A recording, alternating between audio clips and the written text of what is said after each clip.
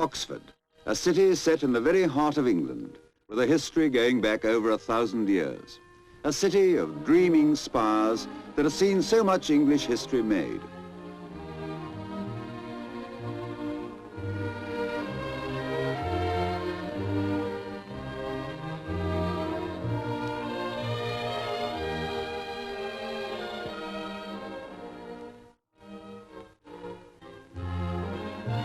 The famous university was founded in the 12th century, and ever since scholars and travellers have thronged to Oxford. Visitors are charmed by its beautiful and splendid architecture. In the High Street, one of the loveliest streets in Europe, they may stay perhaps in the Mitre Hotel, whose doors have been open to travellers for 600 years.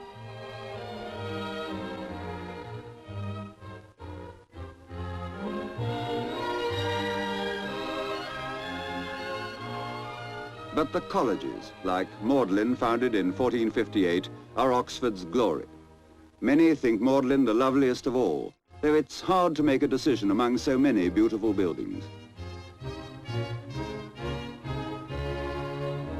And Oxford is an ideal starting point for the journey through some of the loveliest country in the whole of England, a journey to bring the picture postcard to life. Within easy reach is Shakespeare's country, and that means so much more than simply a visit to Stratford-upon-Avon.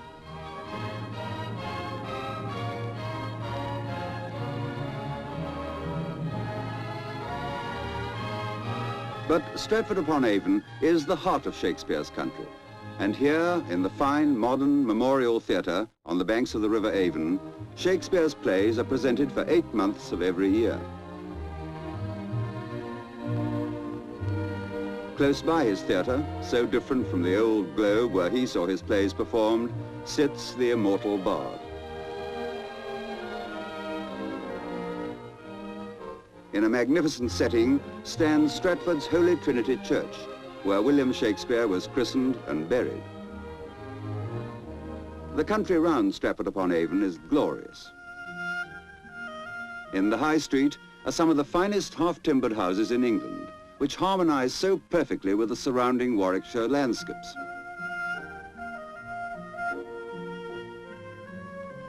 Typical of them is the house in Henley Street where Shakespeare was born, which dates back to the early 16th century. Still furnished in the original style, it is now a museum open for you to see.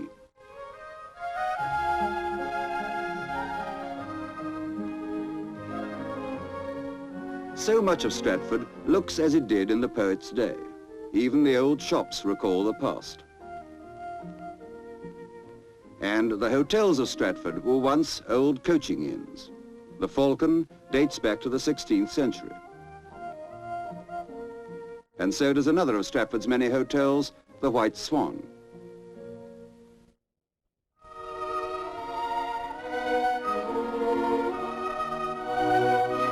Stratford also has an interesting link with the United States in Harvard House, built in 1596 by Alderman Thomas Rogers.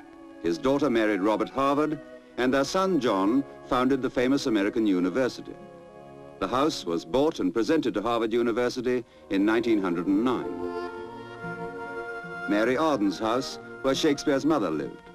And a pleasant way of sightseeing is to hire a punt and gently pole your way along the Avon. Barely a mile from Stratford is the village of Shottery. And along this very footpath, which you can still follow through the meadows, Shakespeare walked to pay court to Ann Hathaway, who became his wife. She lived in this picturesque thatched farmhouse that is known to the world now as Ann Hathaway's Cottage.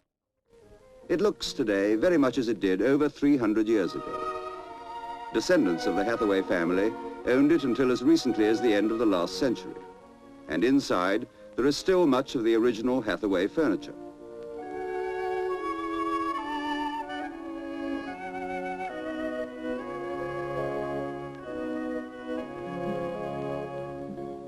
There's a peaceful charm about the little towns and villages, and a friendliness among the people, too. What could be pleasanter than a fishing holiday, staying at an old inn like this? Or you can visit the delightful riverside village of Welford, with its picturesque houses, where the days pass at a gentle tempo and the people busy themselves in their gardens. And these are indeed the typical gardens of England.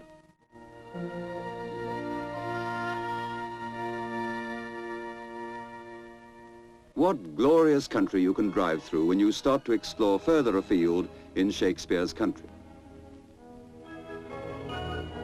To the southwest, in the Cotswolds, lies the charming Georgian town of Cheltenham, with its broad streets lined with fully grown chestnut and lime trees, and its beautifully laid out gardens. In Cheltenham is one of England's great public schools, Cheltenham College, founded over a century ago.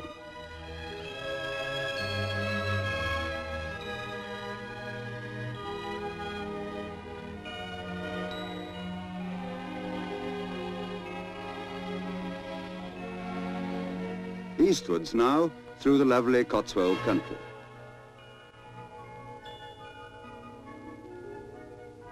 Halfway between Cheltenham and Oxford is Burford, whose dignified high street shows that this delightful old town was once an important centre of commerce. These Cotswold towns and villages almost seem to melt into the country around them, their houses built with the mellow, honey-coloured local stone in the finest tradition of English craftsmanship.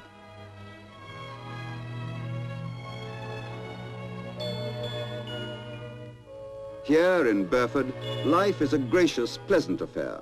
And what more welcome contrast could a busy town dweller find than a stroll down one of Burford's lanes with, instead of the din of traffic, the gentle hum of bees over garden borders.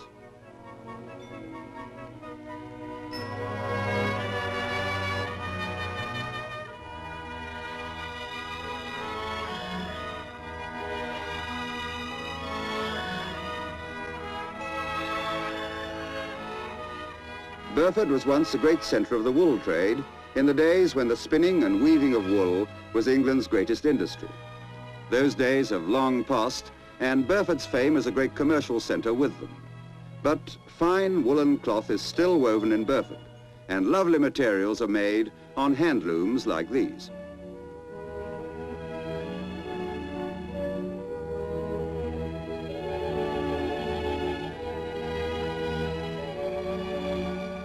Burford was once an important communications centre too, and in the days of the stage coaches, it boasted many fine coaching inns like this one.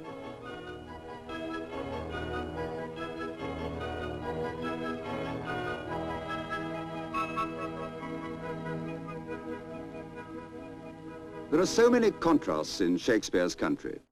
Leamington Spa seems almost modern compared with the mellow Cotswold towns. It dates from Regency times, when the fine people from London came to Leamington to stroll in the gardens and take the waters in these royal baths. In the first year of Queen Victoria's reign, the town was called Royal Leamington Spa by royal licence. It seems hard to believe that less than 30 years before this, Leamington had been an unimportant village of 500 inhabitants.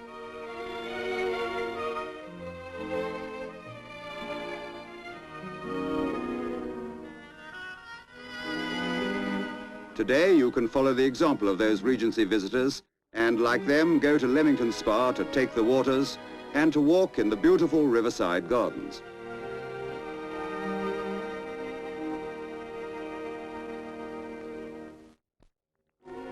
This ancient windmill is a landmark on the road from Leamington to Warwick. Plants grow on its crumbling walls, but its sails will still obey the wind.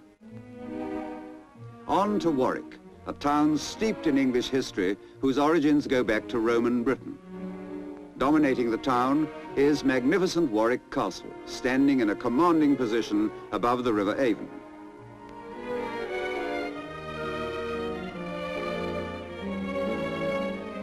Nearby are the ruins of Kenilworth Castle, where once the Earl of Leicester entertained Queen Elizabeth I with rare shows and sports. But Warwick Castle is still the home of the Earl of Warwick, while Kenilworth's glory has departed and only a splendid ruin remains.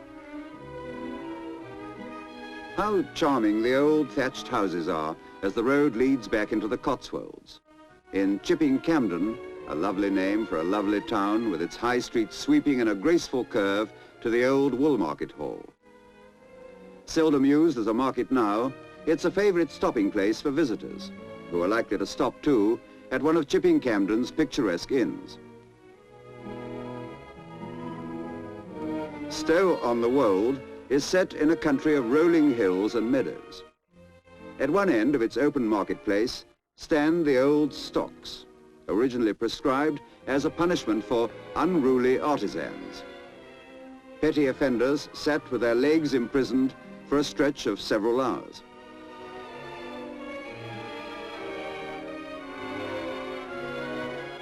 Another beautiful Cotswold town is Morton-in-the-Marsh, and the same is true of Bourton-on-the-Water, where graceful bridges span the sparkling stream that wanders through the village.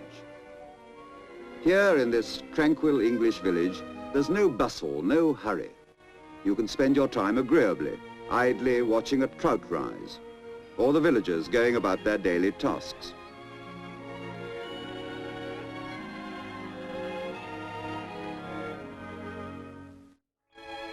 A great attraction of Bourton-on-the-Water is its model village, which is a delight for both young and old. Exquisitely built to scale, it's a perfect replica in miniature of an English village.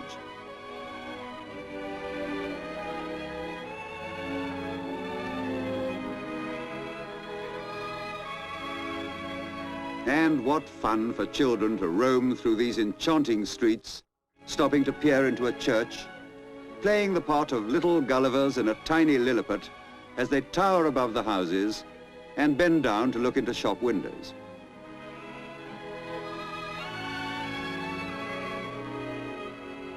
From a model village to a real one of the most famed in England, Broadway, with its spacious, sweeping high street. At one end is the Lygon Arms Hotel, an unforgettable English hostelry. Unforgettable as the whole atmosphere of old English charm of Broadway.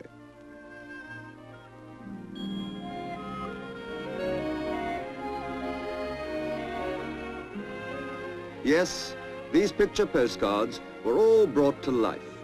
The travellers are back where they started, at Oxford. A record of their journey goes home to their relatives and friends. For them, they're a collection of enticing postcards.